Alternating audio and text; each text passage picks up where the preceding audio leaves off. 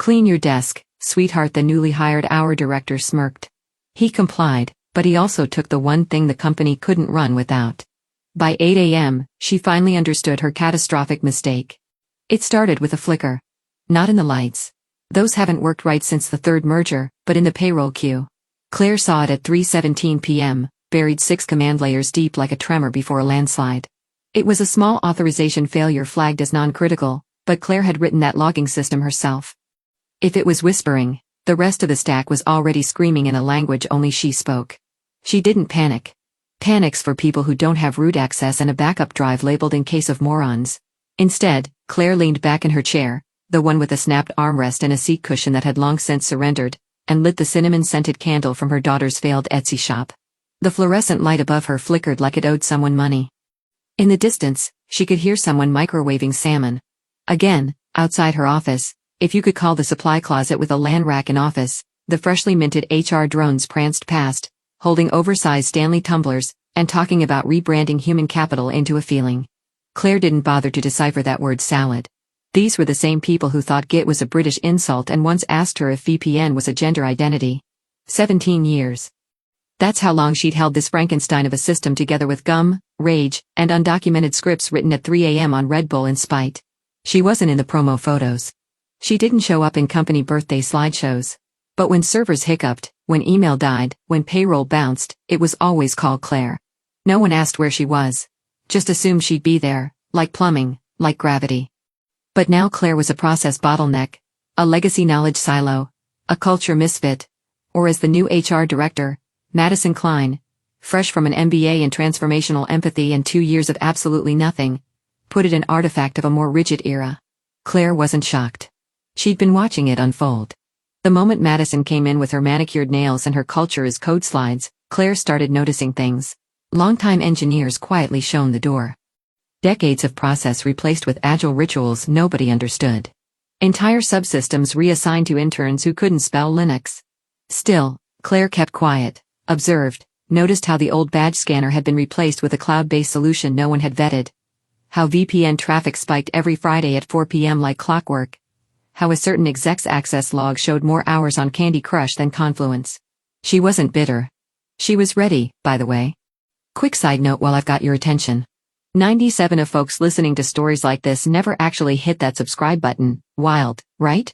If this saga's got your curiosity cooking or you've ever wanted to see corporate karma unfold with surgical precision, go ahead and subscribe. Seriously, it fires up the team like a triple espresso on deadline day. Back to Claire. She didn't show anger. That wasn't her thing. But when the COO, Greg Summers, human equivalent of unbuttered toast, told her they'd be evaluating her alignment with future-facing priorities, she calmly printed out every system diagram she'd ever built, walked into his office, and laid them down like tarot cards. His eyes glazed over halfway through subnet mapping. He blinked. "I'm sure the new team can figure it out." Claire smiled. "I'm sure they'll try." Then she returned to her desk, fired off a few quiet backup jobs, disabled her tracking on internal Slack threads, disconnected one critical analytics pipeline, and labeled the error API deprecation. No one would even notice for a while. She kept working, not because she thought it would save her job, but because it was hers. The chaos held together by her hands, the duct-taped truth beneath the polished facade. No one ever said thank you. But when the lights stayed on, that was her thank you. At 5:42 p.m., she got the invite, a compliance review with HR the next morning. No agenda. No prior discussion. The invite came with a read receipt on a weekend that alone told her everything. Claire didn't flinch, just made one final update to a private access script. Then she carefully removed a small black drive from her desk drawer, tucked it into a padded envelope, and slid it into her purse. No label, no markings, just 17 years of secrets and sovereignty. They'd find out what it was when it was already too late, and she'd be watching. Madison Klein entered Larkwell like a power-walking podcast, bright, relentless, and suspiciously confident for someone who thought Raid was a nightclub. She wore heels too loud for a carpeted office and carried a clipboard like it was a weapon. Her smile had that Badak sheen, all shine, and zero warmth, like someone who practiced empathy in the mirror but never quite stuck the landing. The first thing she did was hold a town hall in the break room where she used phrases like synergizing human assets and desiloing morale infrastructure without choking. By the end of the meeting, half the room was wondering if they still had jobs. The other half had already updated their LinkedIns. Claire didn't attend. She watched from her second monitor where the security feed from the break room was still connected from the last internal audit. Claire didn't believe in coincidences or culture refreshes or any HR leader who used the word grit in a PowerPoint without irony. By Tuesday, Madison had already fired 3 people. Frank from compliance gone, 2 analog, he used post-its, Dana from QA cut. Low cross-functionality. Whatever the hell that meant. Then Raj from infrastructure. He was the last guy who knew where the physical server backups were stored. Apparently, that was now non-strategic. The firings weren't clean. Claire knew because every offboarding left digital debris, a zombie login here, an unrevoked SSH key there. She swept them up like broken glass in a kitchen after a tantrum. Silently, alone, on Wednesday, Claire got the email. Subject line, Process Transparency Initiative Body. Hi, Claire. Hope you're doing great, smiling face with smiling eyes, as part of our exciting new shift to a more resilient, agile tech culture. We're asking team leads to fully document all workflows, system accesses, and toolkits. Please include full credentials where applicable so our new infrastructure team can proactively shadow your processes. Let's make knowledge communal flex briefcase sparkles. It was signed with a bitmoji of Madison throwing virtual confetti. Claire stared at it for a full 5 minutes, not because she was surprised, but because it confirmed what she'd already mapped out. They were prepping to cut her loose. The documentation request wasn't about transparency. It was a heist. Claire had seen this move before, twice. Once in 2009 when the company tried to outsource Tier 1 support to a call center in Tulsa and ended up breaching HIPAA, and again in 2015 when a consulting firm convinced the C-suite that SharePoint could replace actual humans. She replied curtly, understood documentation in progress. Ida Friday out, then she opened a fresh terminal window. First, she reviewed her contingency folder. Encrypted backups up to date, access tokens, rotating double salt, root scripts, stored on an air-gapped device nicknamed Cerberus. She moved like someone folding a parachute while the plane's engine sputtered. That night, Claire ran a deep audit of all system logs involving Madison. Her new account, Klein M Admin, had already accessed the finance server, HR permissions, and one strange attempt to probe the payroll API. Claire raised an eyebrow. Madison didn't know how to run a macro in Excel, but she was already poking around Larkwell's most sensitive data like a raccoon in a kitchen drawer. She made a note, and Claire did something no one had ever asked her to do in 17 years. She wrote down everything. Not for them, for her, a guide, a manifesto, an autopsy report in waiting. System override chain begins at gatekeeper script, requires double auth from local node and server cert sign pre-2020. Root authenticator handshake initiates fail-safe protocol and disconnect. If you're reading this, someone made a dumb decision. She smiled, not out of joy, but out of pity. Let them fire her. Let them call her abrasive, outdated, non-collaborative. She had always been alone in that server room. The only difference now was that someone finally noticed and thought it meant she was expendable. They didn't understand what she was, but they would. Soon, the hallway outside the COO's office always smelled like burnt coffee and broken promises. Claire stood there for 5 full minutes before knocking, partly to collect her thoughts. Partly because she knew Greg Summers hated being interrupted during his 3 p.m. meditation playlist. She knocked anyway. "Come in," came the weary voice, already annoyed. She stepped inside. Greg didn't look up from his phone. "Got a minute?" she asked, holding a printed network audit in one hand. The report outlined every failed login attempt, every anomaly since Madison started her little crusade. She'd even highlighted the unauthorized probe into their client-facing VPN. Greg finally looked up, squinting. His reading glasses were still on top of his head. "Claire, I'm swamped. Can we make this quick?" She placed the audit on his desk. "I think Madison's making changes she doesn't understand. She's already compromised one of the payment systems. If this continues, you won't just lose data, you'll lose clients. This isn't about resistance to change. This is about protecting the company from itself." Greg exhaled, leaned back, and pinched the bridge of his nose like he was handling a toddler throwing blocks. "Claire," he said slowly, "you've always been incredibly capable, but sometimes we need to let new leadership try things their way." She didn't respond. Let's not resist just because it's unfamiliar. Madison has a vision. She's got the board's ear. It's not personal. It's just time to evolve. She stared at him, stunned by the laziness of it. Vision?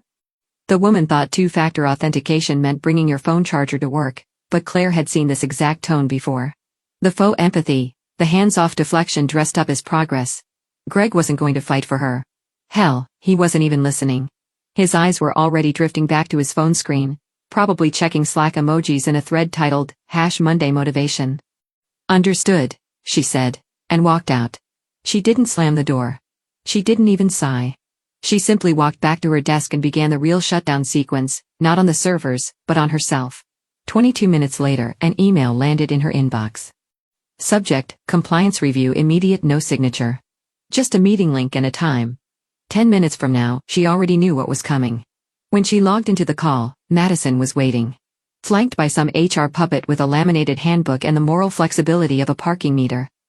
"Hi, Claire," Madison said, chipper like a talk show host. "Thanks for hopping on so quickly. We just wanted to take a few minutes to touch base on some compliance and culture concerns. Totally routine." Claire stayed silent.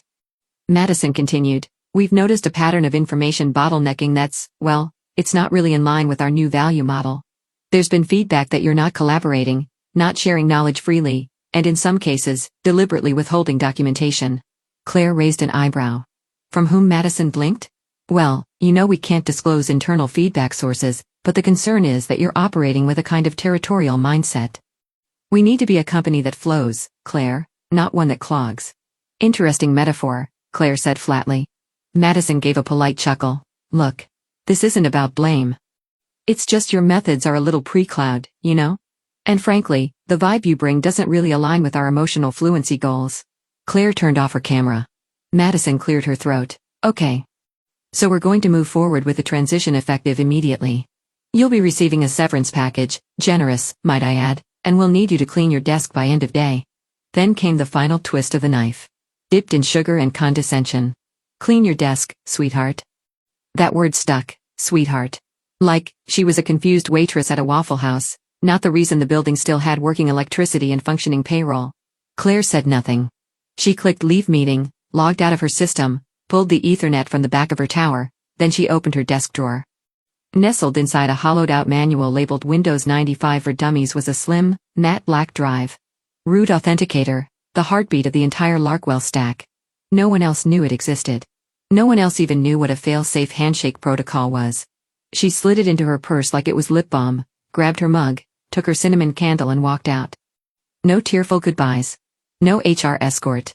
Just the rhythmic click of her boots on tile. As the elevator doors closed, Claire looked up at the security camera in the corner and gave it the faintest smirk. Let them reboot the servers. Let them scramble passwords, force resets, audit systems. They had no idea they just fired the last person who knew where the real skeletons were buried, and now they were standing in the graveyard. Claire didn't go home. She hadn't really had a home in years, just a rental where the AC made death rattles and the neighbors grilled raccoons. Instead, she drove east. Long enough that the skyline was gone. The cell towers dropped to one bar, and the air tasted like dust and disuse. At a rundown roadside motel with cracked ice machines and cigarette burns in the sheets, she checked in under a name she hadn't used since 2007, Cassandra Lyons. That was the first name on her first firewall. Felt poetic. She locked the door behind her, set the chain, pulled the curtains, took off her boots, lit the same candle, cinnamon, comfort, ritual, and she pulled out the battered ThinkPad she'd kept in her go-bag for emergencies, the kind of emergency that smells like silicone smoke and legal panic. Power on. Fanwares. OS boots into a stripped-down Linux distro no one but her has access to. She connects to the private access node, an off-the-grid server she rigged in a solar-powered shack 3 years ago during a particularly nasty audit scare. It blinks alive. Claire begins to watch, 3:12 a.m. Login attempt from Larkwell HQ. Madison's credentials. She's trying to access the financials dashboard. Denied, 3:13 a.m. Another attempt. This time with backup HR credentials, denied, 3:15 a.m. Systems auto-trigger a permission reroute standard protocol when multiple failed logins occur on an admin chain. The reroute pings an endpoint. Claire's endpoint. A red flash appears on her monitor. Unauthorized redirection attempt. Gatekeeper fail-safe initiated. She smiles. Not smug, not vengeful, just satisfied. The kind of smile that comes after 17 years of being dismissed and 2 weeks of being ignored. Another alert. VPN tunnel request, internal staff mobile device flagged IP. Status, auto-locked. Reason, handshake mismatch. MFA token denied, then it starts snowballing. The CRM goes read-only. Internal chat system locks out any account without verified biometric keys, which only Claire had authorization to update. Payroll server triggers a timeout loop due to dependency failures in the authenticator chain. That will trigger at least 5 compliance red flags before sunrise. Her fingers hover above the keyboard, not typing, just monitoring, watching a body that doesn't know it's dead yet start to twitch. It's not sabotage. She didn't plant a virus. She didn't tamper with anything. She left. And the system, her system, was built on trust, not documentation. Like a cathedral with no blueprint, it worked because she knew where each brick belonged. And now the bishop had been evicted. 4:02 a.m., Slack traffic spikes. Someone's waking up. Probably the overnight junior dev team trying to fix the login cascade by rebooting the cloud proxy. Claire sees the attempt, watches them loop into their own echo. System error. Certificate expired. System error. Certificate revoked by root authority. System error. Route at Monroe local not found. That last one makes her laugh out loud. Just once. Short, sharp. By 4:37 a.m., the system starts pinging dead links. Protocols from the Madison-led modernization attempt, poorly integrated, insecure, built like scaffolding made of spaghetti. Every one of those tools tried to call home. Home no longer had a mailbox. Claire wraps her hands around the motel's styrofoam cup. The tea inside is oversteeped and tastes like pencil shavings. She drinks it anyway. She could have shut it all down instantly. With one script, one command, she could have dropped them into digital purgatory, but that's not her game. Claire isn't the villain. She's the power that got unplugged. And now in the void she left, the rats are chewing through the wires, blaming each other for the sparks. She doesn't touch the keyboard again, just watches. Detached, calm. A woman who once held the wheel and now watches the car skid into the dark. By 7:46 a.m., the help desk queue had collapsed into a digital dumpster fire. The intern manning Tier 1 support, Tyler, age 23, who once asked if Bash was a party theme, was crying into a subway napkin. Ticket subjects rolled in like a death toll. Can't log in. Again, payroll error, missing gross pay field. CRM down. CEO screaming, who deleted my access? Did Claire do this? Meanwhile, the Slack #IT alerts channel looked like a strobe light. Ping, ping, ping. Someone tried typing in all caps. Can we just undo whatever Claire did? But no one knew what she did because Claire didn't leave instructions. Claire didn't leave anything, not out of malice, out of habit, out of necessity. Claire had spent nearly 2 decades being the human manual, the duct tape, the one who caught what everyone else missed. If she documented everything, she would have had to file 500 pages per week and hold the hands of people who didn't know the difference between a server and a microwave. So she built it herself piece by piece under her credentials with her naming conventions, scripts labeled, "Don't touch this final actual v4. Bash chains running on cron jobs set to her birth date, firewall rules with port blocks only she understood, authentication chains tied to a deprecated handshake protocol she custom patched in 2014 because nobody else cared to fix it. It wasn't sabotage. It was a system designed around her because no one else ever stayed long enough to learn it, and now they were drowning in it. At 8:09 a.m., Madison sent the first of many company-wide emails. It began with a sunny header, an update on our path forward rocket sparkles, and spiraled into the kind of blame shifting that would make a politician blush. We want to acknowledge a temporary disruption in some of our internal systems. After auditing our current infrastructure, we've discovered that previous leadership failed to uphold proper knowledge-sharing protocols. While we continue to assess these legacy shortcomings, ask for your patience and encourage everyone to be solution-oriented during this exciting pivot. Payroll had failed to run for 218 employees. The CTO's account had locked him out of the dashboard. One team lead had gone on Reddit, live posting his meltdown in r/sysadmin under the title, "I think our whole company was a Claire dependency, and now Claire's gone." At 9:02 a.m., Claire's phone buzzed. Unknown number. Text message, "It's Lucas. I know I shouldn't be reaching out, but what did you do?" Lucas had been her only real ally. Back-end dev, good kids, smart, grew up in a farm town. Once spent 3 weekends helping Claire write a custom scheduler when a third-party vendor flaked out. He'd been the only one to say thank you in years. Claire stared at the message for a long moment, then typed her reply, "What they told me to." The dots blinked for a while, then nothing. No reply. She didn't need one. Instead, she glanced back at her screen, watched the system logs tick by. The MFA daemon had entered a recursive error loop. The database access layer was now timing out every 4th query. Someone had tried to override the route at Monroe local flag with an unverified token and accidentally bricked an entire instance. Somewhere, a panicked junior dev had just rebooted a production server thinking it was staging. Watch the chaos not with glee but with calm, a quiet recognition. They had underestimated her because she never demanded attention, never stood in meetings and waved her arms, never demanded titles or raises or company hoodies. She just built the bones of the place, and now the bones were screaming. Claire opened her motel mini fridge, pulled out a yogurt she didn't remember buying, and peeled it open. A small thing, a cold breakfast while Rome burned. And in the silence, faintest smile played across her lips. Not of revenge, just of clarity. They thought she could be replaced. They were learning otherwise. The call started at 9:37 a.m.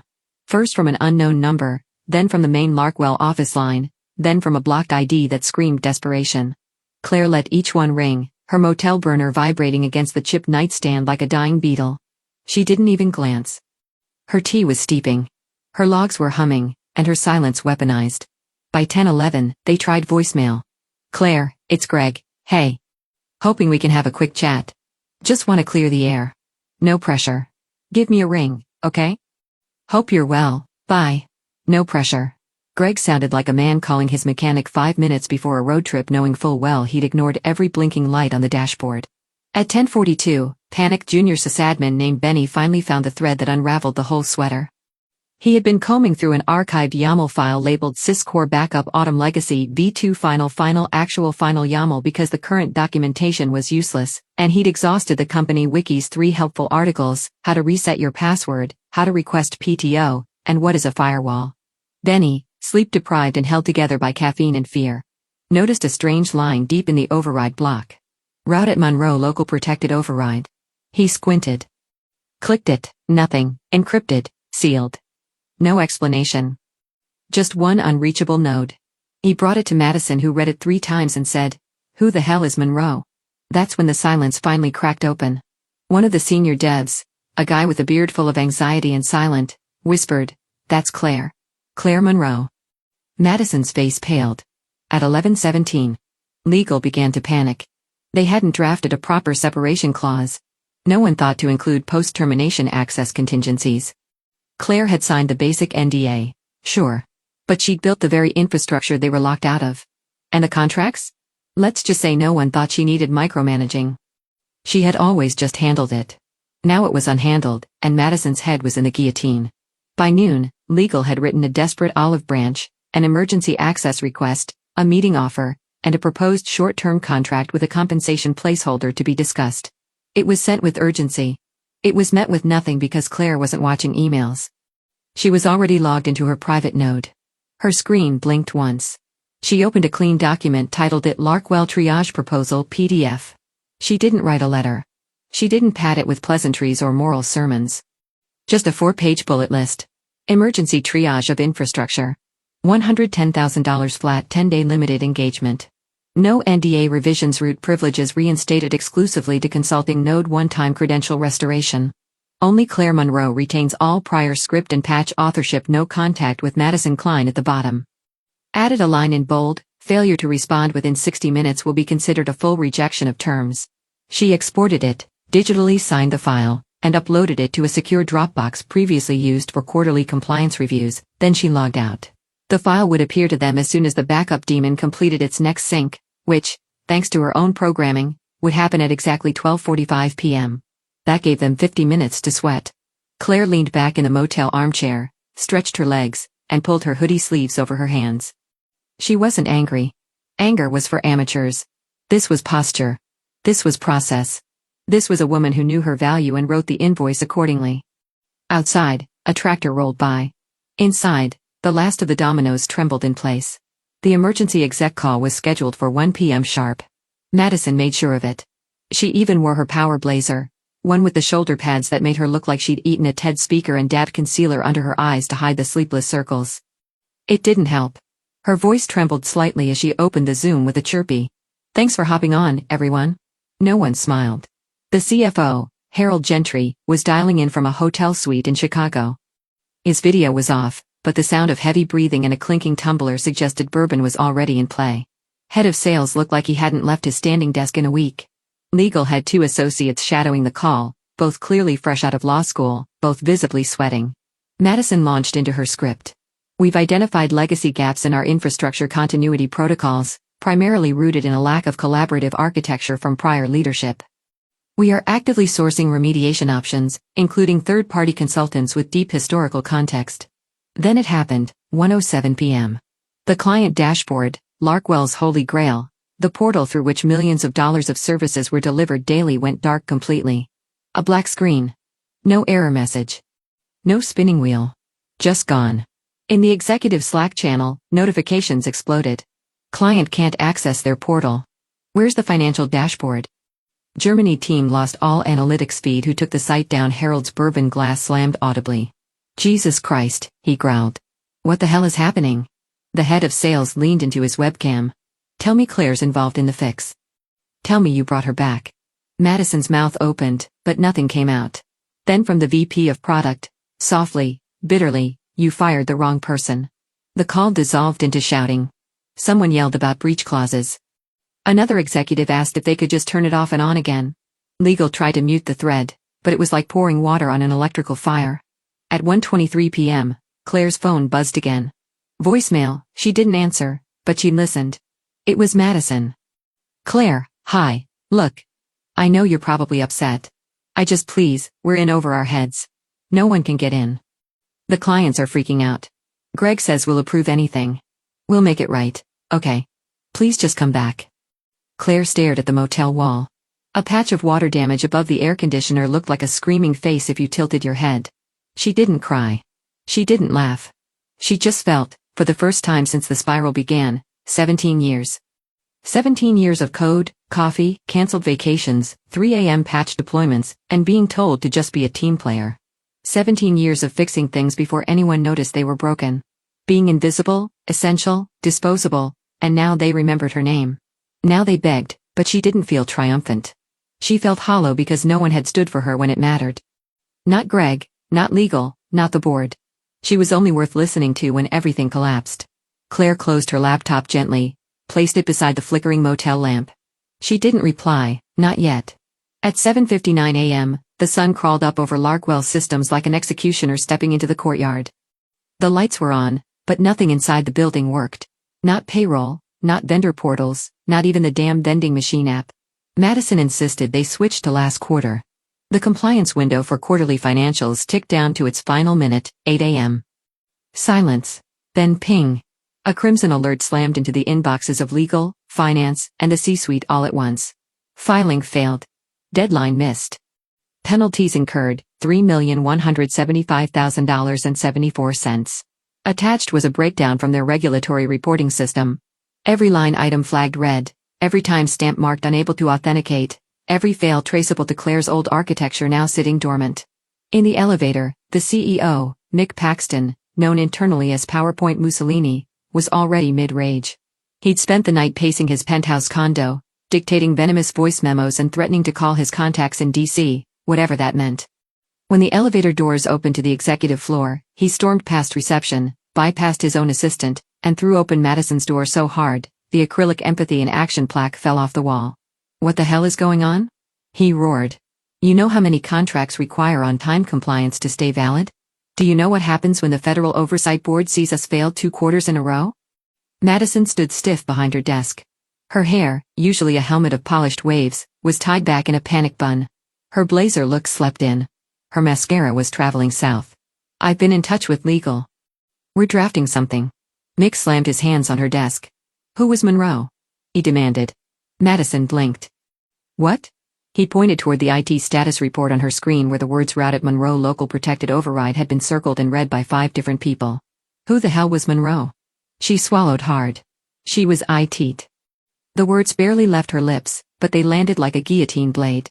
Mick stared at her for a long moment, then muttered, "Get her back or start cleaning out your desk." He turned and left without another word. Downstairs. Legal finally received a reply from the external inbox they'd been refreshing for hours. Subject, engagement terms from Claire Monroe at Proton Mailcom forwarded by her counsel. The email was simple. Cold, our client is open to a limited engagement with Larkwell Systems, pending acceptance of the terms previously submitted. Full payment will be required in advance. All work will be conducted remotely. No access shall be granted to or communication initiated by Madison Klein during the duration of engagement. Legal waives all future claims of intellectual property ownership for previously undocumented proprietary scripts authored by Claire Monroe. Attached was the same PDF proposal from the day before. No discounts. No warm intro. No pleasantries. Just business. The kind of business you offer once the begging starts. At 8:37 a.m., CFO approved the wire transfer. They didn't even haggle. By 8:42, the money hit Claire's designated holding account, and still she waited. She finished her tea, watched the wind toss trash around the parking lot outside the motel. She could see a plastic bag doing circles in front of a dented pickup truck caught in some sad little ballet. Then at 8:50, she flipped open the ThinkPad again, logged in. And for the first time in 3 days, Arkwell's heart skipped a beat then blinked back to life. But she didn't speak. She didn't need to. They'd already said everything, every scream, every plea, every dollar. Now she was the one calling the shots, and her silence had never been louder. Claire walked through the front doors of Larkwell Systems at exactly 10 a.m. No badge scan, no receptionist nod. The security guard, Darnell, bless him, just stepped aside and muttered about time. She was dressed in black from collarbone to ankle, sharp blazer, clean lines, zero frills. Her hair was tied back in a no-nonsense knot that screamed litigation, not reconciliation. No laptop bag. Just a slim metal case in her left hand and 17 years of swallowed thunder under her skin. She didn't go to her old desk. That desk, if it was even still there, had been looted for parts the day after she was fired. It probably gave the chair to some junior analyst named Skylar who thought cron jobs were a fitness app. No. Claire didn't want that desk back. She walked straight to the boardroom. Legal was already waiting. 3 suits on one side, 1 empty chair across the table. No Madison in sight. The chief legal officer Andrea Voss stood as Claire entered. Miss Monroe. Claire nodded, sat, unlatched the case. Inside was the rude authenticator. Still wrapped in its original anti-static sleeve like some holy relic recovered from a war they pretended never happened, Andrea slid the printed contract across the table. Already signed by the CEO, CFO, and coup, a notary sat silent in the corner waiting for the final signature like a priest at a shotgun wedding. Claire picked up the pen. She didn't read the contract again. She'd written it one signature, slow, unshaking. Then she reached into the case, pulled out the drive, and plugged it into the boardroom's auxiliary terminal. The room lights flickered, a soft whir, then green lights. One by one monitors across the office began to chirp awake. Payroll synced. CRM unlocked. Compliant server time stamped a retroactive filing fix within 32 seconds of deadline. Outside the boardroom, the floor buzzed. Slack messages reconnected. Phones rang with relief. A junior dev literally clapped. Claire stood. No handshakes. No thank you. No LinkedIn selfies with inspirational captions about resilience and adversity. She turned toward the hallway, and there, poised like bad karma and pumps, stood Madison, shoulders tense, eyes hollow, holding a branded notebook like it might shield her from divine judgment. Claire paused, tilted her head, walked past her until they stood side by side, then turned just slightly enough to let her voice carry smooth, even, precise. Next time, Claire said, eyes fixed forward, don't confuse silence for weakness, and walked. Behind her, Madison stood frozen like a crash survivor realizing the flames are just starting to spread. She didn't move for a long time, but when she did, it was to reach for a box under her desk. Claire never saw it. She was already outside. The sky was overcast. Her car was waiting. She drove away with no music, no calls, just the quiet of a woman who had let the empire fall. Not out of rage, but out of principle, because they never listened until silence cost them everything. Appreciate you sticking around, you legends of the break room.